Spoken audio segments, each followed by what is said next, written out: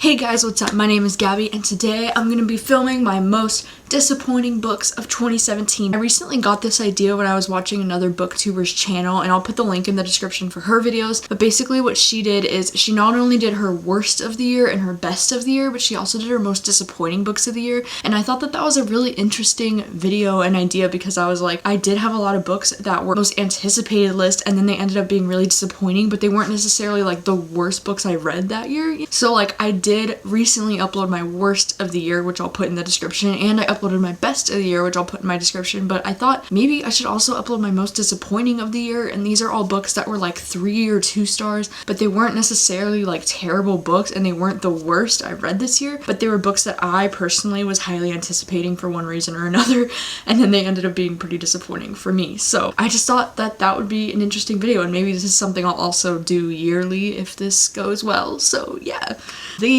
are my top 10 most disappointing reads of 2017.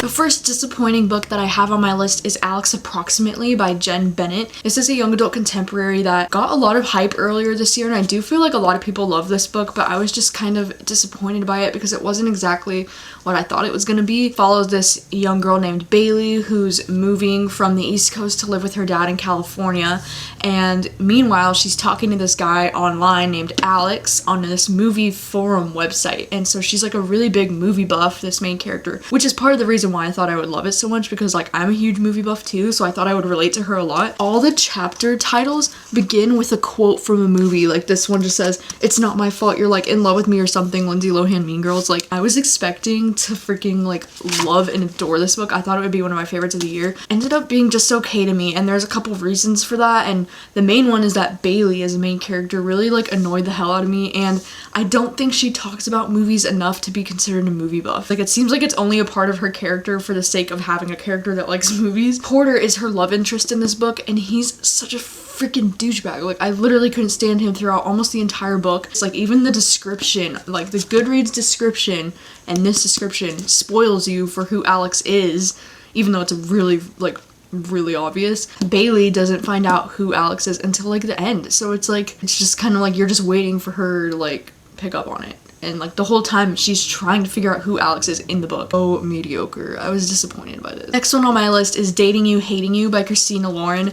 This was one of my most anticipated releases of the year because it's freaking Christina Lauren and they're one of my favorite authors. This is like an adult romance that takes place in Hollywood, and it follows 2 Hollywood agents. Like they're working for actors and they're trying to get work for actors, and I just thought I would love this because, you know, my favorite book of the year was The 7 Husbands of Evelyn Hugo. The stories that take place in Hollywood, I love that type of shit, so I thought I would love this. And unfortunately this romance was just really lame. It just felt very like uninspired and just not that good. Felt like it was trying too hard to be like The Hating Game by Sally Thorne, but it just couldn't live up to that, you know? I don't know, there's just nothing really like memorable about this story. It just ended up being okay. Next on my list is Artemis by Andy Weir. This is the author of The Martian, so I was really hyped for it, and I love any stories that take place in outer space. I just think that's so freaking lit, and this story should have been so cool because it's about this girl named Jazz is living on the only city on the moon called Artemis, and she's a criminal, and it's like, what more could I want? A female lead, a book that takes place in outer space, and a badass bitch. But unfortunately Jazz ends up being like a super annoying main character. Andy Weir can't write a female lead character to save his life. Like this has been talked about a lot recently online, is how uncomfortable it is to read from Jazz's point of view because it feels like a male author writing a female. Like no girls would ever think in this way. Loved the scenes on the moon. I loved all the like action scenes of like the heist. Other than that, I just thought, I mean, it ended up being kind of forgettable because I didn't like Jazz. What do you mean you hate Jazz? But it's such a blanket statement you don't like Jazz. Next one is There's Someone Inside Your House by Stephanie Perkins. Stephanie Perkins writing a horror novel, so I was just really curious to see how this was gonna turn out, and it ended up being just okay. I did really enjoy the scenes with the killer. Like the scenes with the killer were really cool and really scary and like done well, you know? Unfortunately, this book ended up being mostly a romance novel and a cheesy insta-love romance novel. Not even good romance. We find out who the killer is like halfway through the book, and it just kind of like kills the mystery for the second half, because like now you know who it is and now you're just waiting for everything to unravel. And our main character has this like big secret that she's like keeping throughout the entire book, and you're waiting to figure out what it is, and then when you do, it's like, it's so lame, and like, really, like, that's what your big secret is? Like,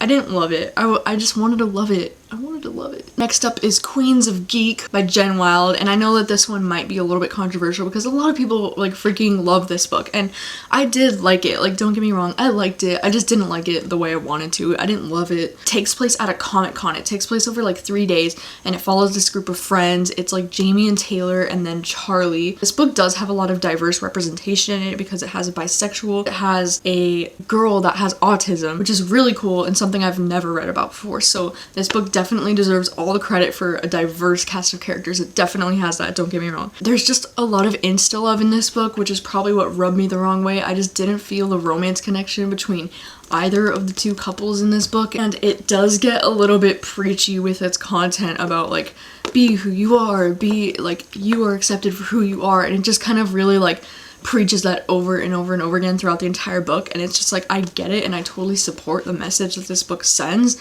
but at the same time I'm just like, okay, we know, we get it. It's just like repeated a lot, you know? I guess I just didn't love this the way I was expecting to love it. I mean, it was good. I'm pretty sure I gave it like 3 stars.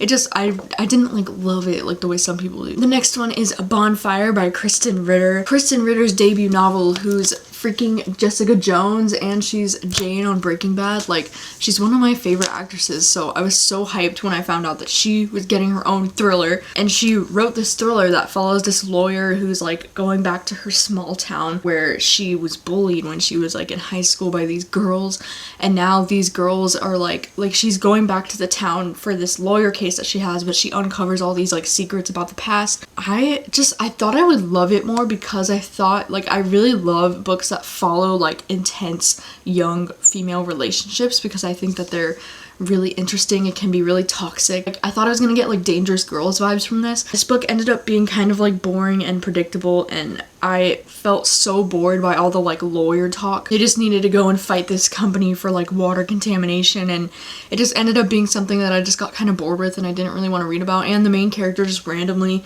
gets like 2 love interests, and it's this weird like love triangle, but like nothing ever happens with either of them. I don't know, it was just very strange. I just didn't really enjoy this the way I wanted to. Next up is Something Like Summer by J. Bell. This is a young adult male-male romance that takes place in Texas in the 1990s. Our main character Ben, like the main reason why I didn't enjoy this book is because our main character Ben is like pretty much a stalker of this guy named Tim that's like his neighbor. Like, he doesn't, like, he lives in the neighborhood like by them, but he's always like going over there and trying to see what's going on with Tim, and he just becomes like obsessed with him in a really like creepy way because he doesn't really know him, you know? This book also, like, it takes place in 2 parts, so it's like partially when they're younger and in high school, and then it takes place like, I want to say like 4 years later or something when they're out of high school and they're older. And then I just couldn't stand Ben or Tim. I like hated both of them for different reasons, but they were both like such assholes, and I think the character Jace deserves so much better than the cards he was dealt in this book. And the second part of this book is a hot mess, honestly. Right, the next book on my list is Colorblind. This is something I was really excited for because the premise just sounds so freaking cool, and that cover is so cool in my opinion.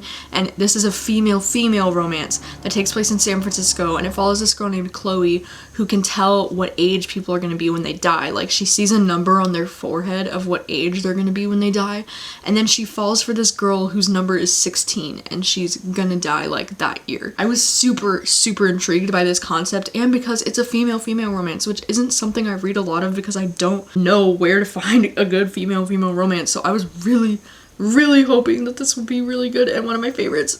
Unfortunately, the romance ended up being really cliche and insta-love, and her powers just weren't as well developed as I would have wanted them to be. Like, she has the ability to see what age people are gonna be when they die, and like, it just, like, there's so much potential with a power like that, but I don't feel like it was used to its full potential. And the ending was just so cheesy. It was just, it just ruined the whole thing. So I really didn't like this one, and it made me sad because I wanted to love it. It sounded so cool. The 9th book on my list is Maybe Not by Colleen Hoover.